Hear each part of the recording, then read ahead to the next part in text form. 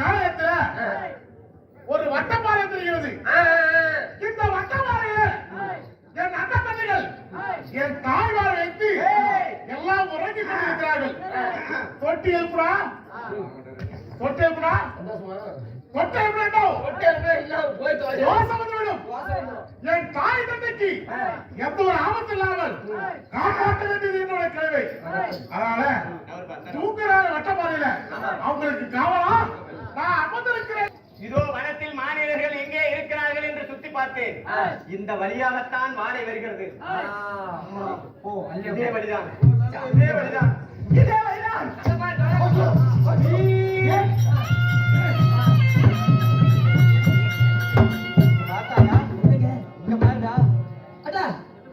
என்னங்க மூணு இருந்துச்சு ஒரு காக்கா தூக்கிட்டு போயிட்டா.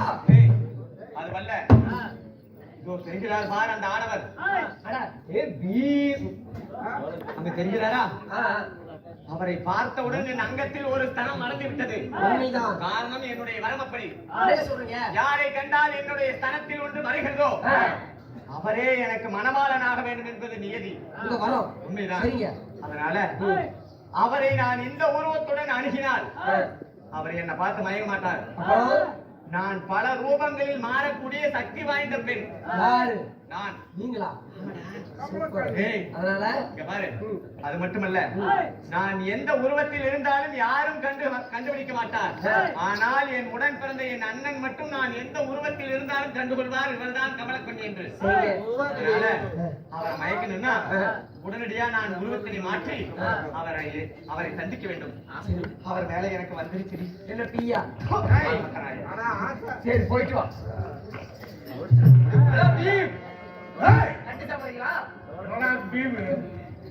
என் தேயத்தை பத்தி தெரியாது. என் தந்தையாக கொண்ட சிறிய தந்தை மட்டும்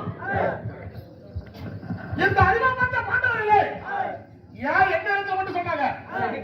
ஏன்னா இந்த மலைகளில் பீமசேனனாக வந்தவன் சண்டைக்கு சரி பிடிக்கும்.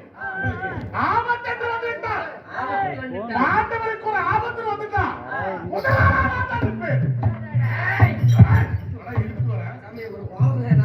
அப்படி அப்படியாப்பட்ட இந்த பீமசேனன் சொன்னால் மட்டும்தான் பாண்டவர்களுடைய உயிரை காப்பாற்ற முடியும் என்று என் சிறிய கதையாகப்பட்டவர் எந்த இடத்தில் சொன்னார். ஏன் தூங்களுக்கு கேட்டீங்க? தாயும் தந்தையும் சொன்ன சொல்லை தப்பாமல் காப்பாற்ற வேண்டும் மகளிருடைய வேலை. ஒரு கால் யாரும் இல்லை இந்த காலத்தில் இவரோடு சேர்ந்து நானும் தூக்கி விட்டால் வரக்கூடிய ஆபத்து என்ன ஒன்று தெரியுமா? யாருக்கு தெரியாது. உயிர் போனாலும் யாருக்கு போகுதுன்னு தெரியாது. ஆனால்தான் என் சிறிய தந்தை சொன்ன சொல் பிரகாரமாக நான் உறங்காதவருக்கு ஆண்டவருக்கு சகையாக ஆபத்தை காப்பாற்றுவதற்காக நான் அதான் உறங்காமல் எந்நேரம் அவங்களுக்கு காவலாவே இருக்கிறேன். ஆமா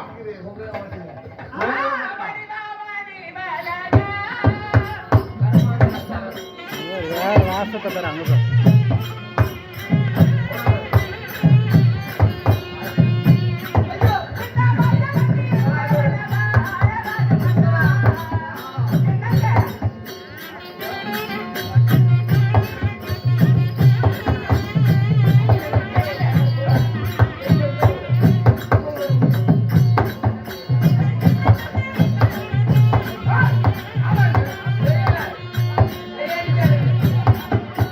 Bye.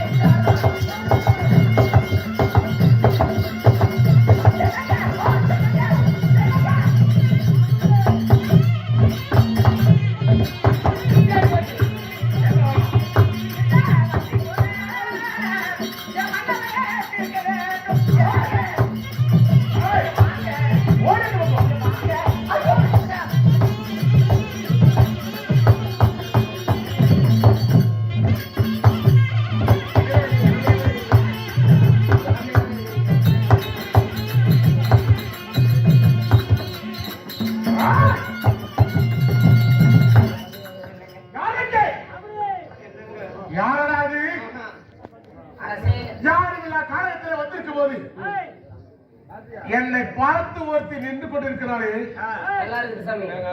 யார் அவள்? என்னடா இது? என்ன ரோட்ல கோலம் போட்டுக்கிட்டு இருக்கிறேன்?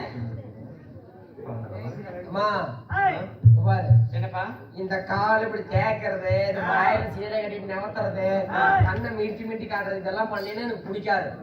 உனக்கே தான் பிடிக்காது. இந்த மாதிரி பண்ணா அவர் சிட்ட ஆக மாட்டாரு. ஏய், இங்க பாருடி. அவரை பார்த்த உடனே ஆண்டவர் கொடுத்த அனுப்பியபடி என்னுடைய ஸ்தனமும் ஒன்று வளைந்தது. ஆமா. அவரை கண்டவுடன் எனக்கு காதல் மோகம். ஆமா. அப்படியே என் உடம்பெல்லாம் பொறு பொறு பொறு பொறுன்னு இருக்குதுடி. என்னங்க சொல்லுங்க? பாவடி. என்னடா பண்ணலாம்? என்ன பண்ணலாம்? அடே! அரசே, யார் என்று தெரியவில்லை. உங்களுக்கு ஒரு கிராக்கி மாட்டிக்கிச்சு. என்னடா கிராக்கி? அடிக்கலாம் என் அண்ணன் ஒண்ணா? சாமி, எதுக்கு? ஏய்! அட யாரப்பா, எந்த ஊரு? நீ எங்கிருந்து இங்கு வந்தாய்?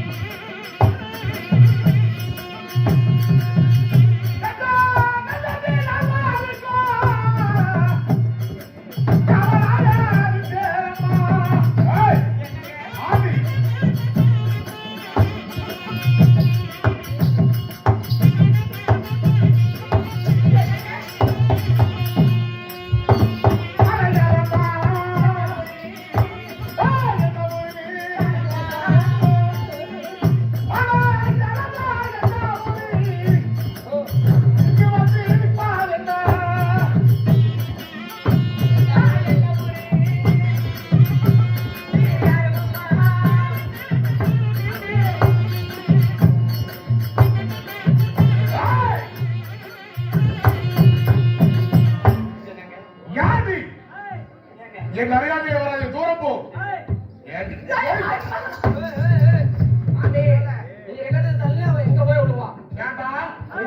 அண்ணனவர்களுக்கு காவலாக இருக்கக்கூடிய என்னை இப்படி வந்து வழிபடுத்தி மன்னவா மன்னவான் கூப்பிடாளே, யார் அவன்? அவன் பேர் என்ன? கேட்கலாம். ஏய் யார் இவன்? என்னடி நீங்க யாரு? அவரை ஏன் இப்படி வழிமறிக்கிறீங்க? எதுக்காக வழிமறிக்கிறீங்க? உங்களுக்கு என்ன வேணும்னு கேட்ட சொன்னார். அவருதான் வேணும். உங்க பேர் என்ன? என்ன காரணத்துக்காக வந்திருக்கீங்க? எனக்கு அவருதான் வேணும். எதுக்கு அவர் வேணுமா? ஆமாடி. அவர் வேணும்னா கடையில வாங்க முடியாது. ஏய், கடையில வாங்குறத கேட்கல. நீதானே அவளு கேட்ட? அவள் இல்லப்பா, யார் அந்த பையனா? அவர். இல்ல அவளுனால ஏ, அவள் இல்ல. அடே சீக்கிரம் கேட்டுவா. நீங்க தான் வேணுமா? ஏய் என்ன வேண்டும் என்று கேட்கிறாளே, வேண்டும். என் மீது ஆசை வைக்கிறேன் என்று சொன்னாலே, இவன் யாரு? பார்ப்பதற்கு வினோதமாக தெரிகிறாங்க. இந்த அடர்ந்த காரணத்தில் யாருமே இல்லாத இந்த காட்டு பகுதியிலே தனிமையில் இருக்கிறாளே, இவனுக்கு இந்த காட்டுக்கு என்ன சொந்தம்? யார் இவன்? கேட்டுச்சா? இந்த வனத்திலே வாழக்கூடிய என் பெயர் கமலச்சிந்தி. கமலக்கண்ணி. கமல் கமல்னு கூப்பிடுவாங்க. கமலக்கண்ணி என்று சொல்றீங்க. இந்த காரணத்துல நீ தனிமையில இருக்கிற இந்த மின்னமருக்கு ஜாதியில வாழக்கூடிய இந்த காடு வனத்துல நீ தனிமையில இருக்கிறியே, உனக்கு கூட பிறந்தா யாருமே இல்லையா? என் கூட பிறந்த எனக்கு சகோதரர் ஒருவர் உண்டு சுவாமி. யாரு? என் அண்ணன் பெயரோ இடும்பர். இந்த வனத்து பெயர் இடும்பாவனம். இடும்பாவனம். உன் அண்ணனாகப்பட்டவர் இடும்பாசுரன். இந்த வனத்திற்கு சொந்தக்காரர் அவர்தான். அப்படியா? ஆமாங்க. இந்த வனத்துக்கு சொந்தக்காரன் என்று சொல்றேன். வா. நமக்கு இன்னும் திருமணம் ஆகல, கல்யாணம் நடக்கல. எங்க அண்ணனுக்கு இங்க கல்யாணம் ஆகல. இவன் என்ன ஆசை வைத்துக்க சொல்றான், எப்படி நம்புறது? அதனால என்ன பண்ண போறீங்க? இவளை நாம இங்க இருந்தோம்னா அண்ணன் தம்பிகளா இருந்துட்டாங்க, நம்ம இழிவா நினைப்பாங்க. இனிமேல் வரைக்கும் இவங்க இருக்கக்கூடாது. கோ கோ கோ கோ. ஓடி இங்க பாருங்க. ஓடி போங்க மேல. நான் கல்யாணம் பண்ணிக்கிறதுக்கு ஆசையா வந்துட்டேன். என்ன விட்டுறாதீங்க. வாங்க.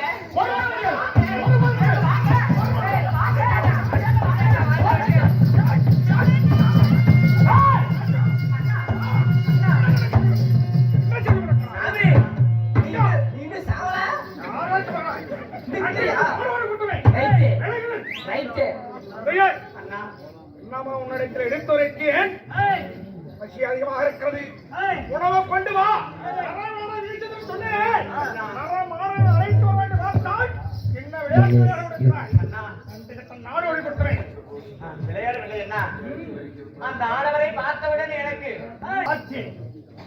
நீ என்னை போலருப்பாய், மண்ண போலருப்பாய், விண்ண போலருப்பாய், உருவத்து உருவத்து மாற்றுவாய், அத்தனை உருவங்கள் எடுப்பாய் என்று எனக்கு நன்கு ஆனால் நான் பிறப்பில் இருந்த உருவம் மாறி இப்பொழுது நான் எடுத்திருக்கிற உருவம் அண்ணா இது.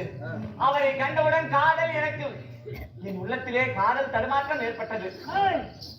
நான் திருமணம் செய்தால் அவரையே திருமணம் செய்வேன், இல்லை என்றால் உங்கள் காதலில் மாண்டு மடிந்தேன் என்ன மாண்டு மடிந்து விடுவேன்.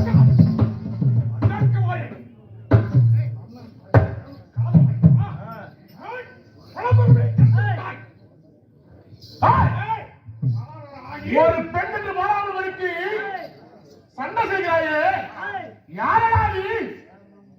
என்னுடைய விதத்தில் வந்து என்னை அவர்கள் கேட்கிறாயே, பள்ளி கட்ட மோனே என்னை வந்து யார் இருக்கிறாயே? இதுமா உனக்கு ஆட்டுவிற்குறேன். எனது பேர் இதுமா சொல்ற. நீ இதுமா சொன்னான் இருந்தால் எனக்கு என்ன? இந்த காலத்திலே என் அண்ணன் பணிவாளர்களுக்கு கவலாக இருக்கக்கூடிய என்னை மரியாதைத்தோறும் தங்கை ஒழுங்கு மரியாதையாக இந்த காலத்தை விட்டுவிட்டு இருவரும் ஓடி வந்துவிடுங்கள். எல்லாம் என்றால் என் கடாயத்துக்கு நீ மறைந்துள்ள வேண்டும். செத்து தொழிலா சீர கூட்டு முடியும். அப்படியா? அண்ணன் தம்பிமார்கள் ஐவரா தக்க இருக்கிறேனா? ஆமா. ஏய் என்னடா ஒருவன் நினைத்து வயிறு காட்டான், ஐவரை நாம் சாப்பிட வேண்டும், நாமளே அமர வேண்டும், நான் முழங்க வேண்டும், என் பசி ஆட வேண்டும். இவரே நீ முழுக்க பசி வருகிறது. இங்க இருக்கிறவன் அண்ணன் தம்பிமார்கள் நான் எடுத்து முழுங்க வேண்டும். ஆமா. உங்களை கொல்லணும் சொல்றியா? உன்னை கொன்று வழங்க வேண்டும். எனக்கு ஒரு ஆபத்து வந்தால் மட்டும் நான் சர்வசர்வமா விட்டுருவேன். என் அண்ணன் தம்பிகளுக்கு ஏதாவது ஒரு ஆபத்து என்றால் உன்னை நிச்சயமாக உயிரோட மாட்டேனோ. எப்படியா? அடியே பாண்டி பெண்களா, அடியே பாண்டி பெண்களா, இதோ நான் இந்த ஆடவரை கண்டு காதல் மோகம் கொண்டவுடனே என் அண்ணன் அதை கண்டு கடோரமான கோபத்துடன் அவருடன் சண்டை செய்கிறார். அதனால அவருடன் வந்தவர்கள் அவருடைய உறவினர்களாகத்தான் இருக்க வேண்டும். அவர் இல்லாத இடத்தில் நான் தான் அவர்களுக்கு பாதுகாவலாக நிற்க வேண்டும். அவர்களின் தாயாக இருக்க வேண்டும் அந்த அம்மணி.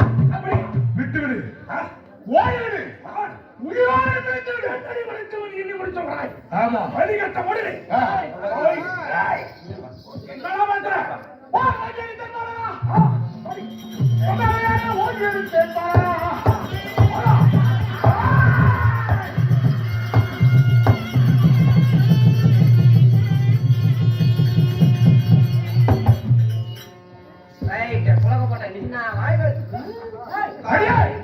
செய்து கொண்டிருந்தீர்களே எங்கே எனது அண்ணன்? என் அண்ணன் தம்பிகளுக்கு காவலாக இங்க நின்றிருந்தேன். ஆமாயா சண்டை செய்ய வேலையில என் அண்ணன் தம்பிகளுக்கு ஏதோ ஒரு ஆபத்து வந்து மேல சொல்லி கவலையோடு அவனை படித்தேன். ராங்கா பேசுனா ராங்கா முடிச்சு விட்டோம் சுவாமி, ஆனால் உடன் பிறந்தவர் எங்கே? உன் உடன் பிறந்த சகோதரனை இதோ கொண்டு வைத்து விட்டேன்.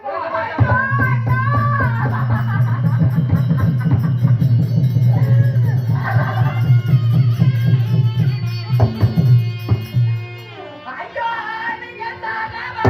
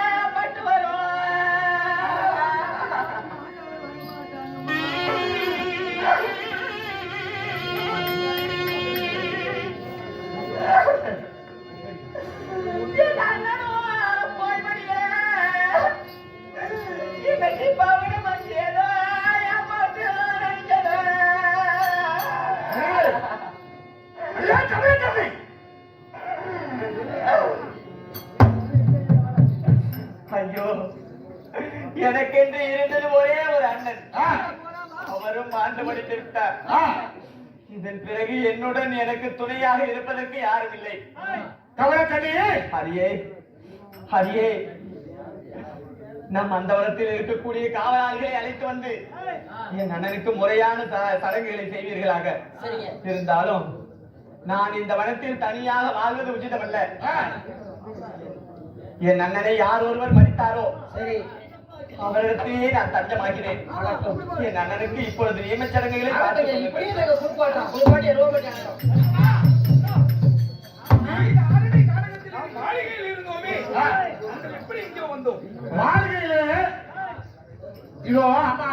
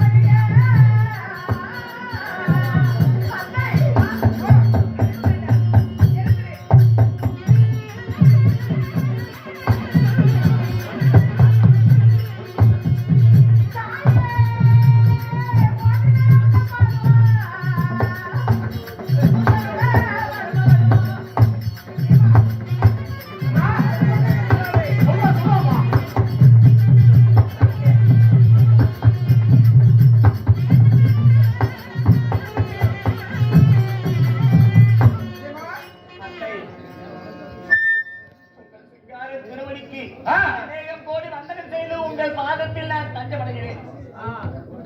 பெண்ணுலகம் அதாவது பெருமையோடு வாழ்ந்திருக்க வேண்டும். ஆ, ஏன் அனுப்புற? உங்க சமாச்சாரம் ஒண்ணுமே புரியலையே. தாயே, நான் கூட அந்த மாளிகையில் படுத்திருந்தோம்.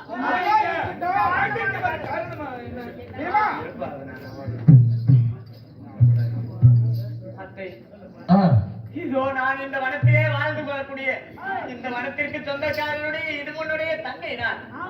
இது உன்னுடைய தங்கையா? உண்மைதான். ஏன் அனுப்புற? நாங்கள் தினந்தோறும் இந்த வனத்திலே வாழக்கூடிய விலங்குகளை வேட்டையாடி உண்பது வழக்கம். எப்பொழுதாவது இந்த வனத்தில் மானிடர்கள் வந்தா அவர்களை அடித்து உண்பது வழக்கம்.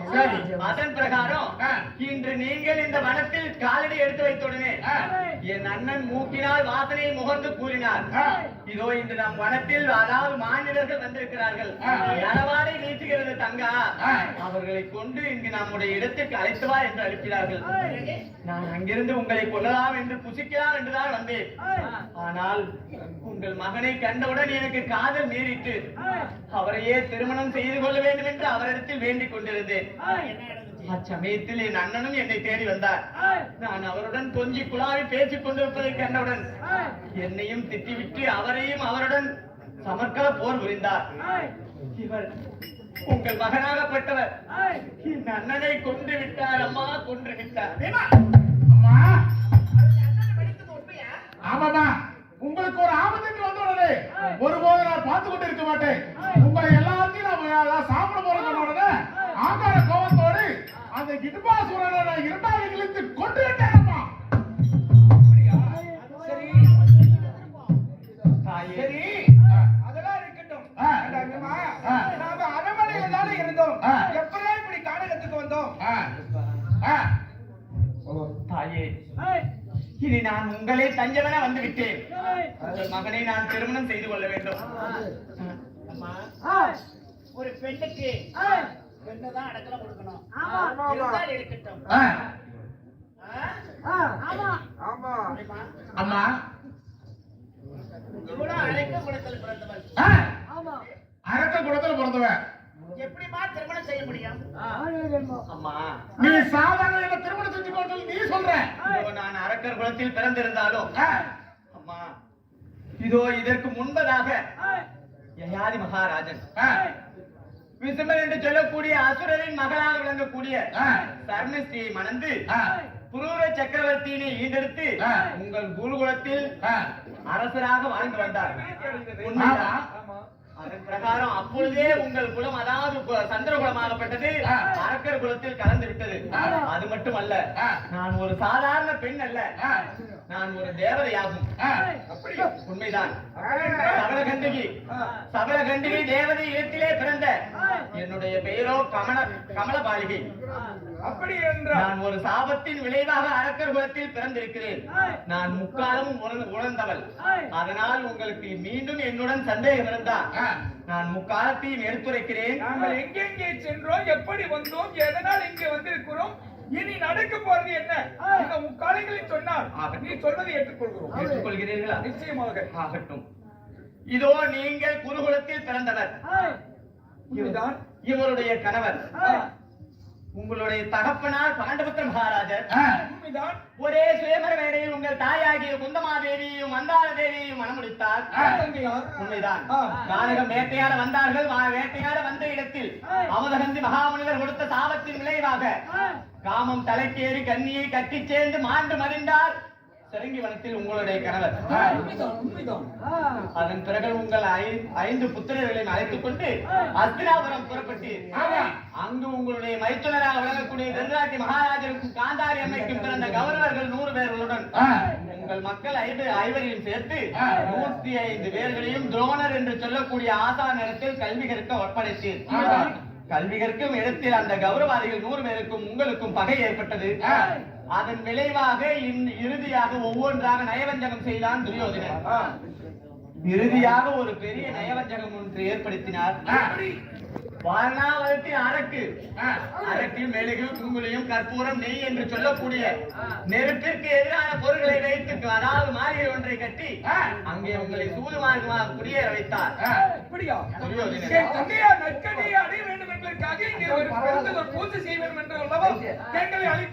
அல்லவே அல்ல, இதுவெல்லாம் துரியோதனன் செய்த சூழ்ச்சியாகும்.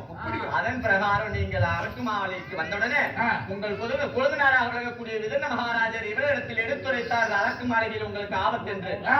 அவர் கூறிய பிரகாரம் உங்கள் மகனாகிய பீமசேனர் உங்களை எல்லாம் தோல் மீதும் தொடை மேலும் தூக்கி கொண்டு இந்த வனத்திற்கு வந்தார். அரக்கு மாளிகையை பற்ற வைத்துவிட்டு. இப்பொழுது புரிகிறதா? இதெல்லாம் உண்மையாப்பா?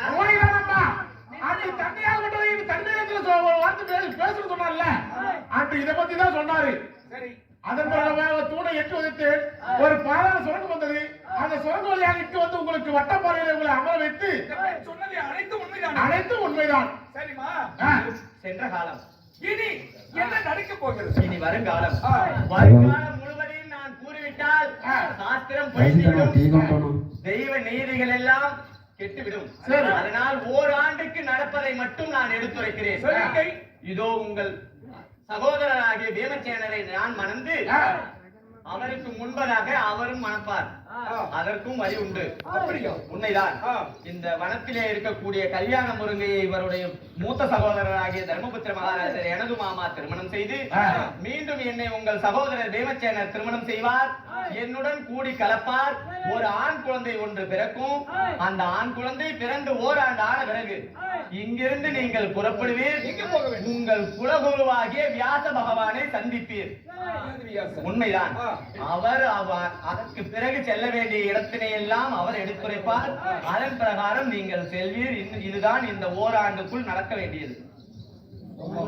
ஆமா, அறிக்கை குலத்தை சேர்ந்த ராஜசி இனத்தை சேர்ந்தவர்களாக இருந்தாலும் பழங்களும் உணர்ந்து உரைக்கின்றார். ஆமா, உண்மைதான். அம்மா, பாண்டவர்களால் அதாவது ஆபத்தென்று வந்தவர்களை ஆதரிப்பதுதான் பாண்டவர்களுடைய வழக்கம். இவன் உடன் பிறந்த சகோதரனை கொன்றுவிட்டோம். அடைக்கலம் யாரும் இல்ல. பாண்டவர்களால் கெட்டு போய்விட்டால் இந்த கமலக்கண்டி என்று பேரோடு இவள் வாழ வேண்டாம். அதனால உங்கள் ஆசையோடு நீங்கள் உத்தரவிட்டால் இவளை நான் திருமணம் செய்து கொள்கிறேன். அம்மா, அண்ணா இருக்க நான் எப்படி திருமணம் செய்து கொண்டேன் என்று கேட்டேன். நான் திருமணம் செய்து கொள்கிறேன். அம்மா, அதாவது மூத்தவன் இருக்காங்க, நீ திருமணம் செய்ய மாட்டேன். இருப்பட இந்த காட்டுல ஏதாவது மரம் இருக்குதா பாரு, காட்டு முருங்கை. ஆமா, இந்த காட்டு வழியாக சென்று பார்க்கும் போது ஒரே ஒரு முருங்கை இருக்கிறது. ஆமா, அது வெட்டி கொண்டு வா. அதான் அவரை வெட்டி தாடி கட்டின பிறகு உனக்கு திருமணம் செய்யலாம். அப்படியே பாப்பா, போய்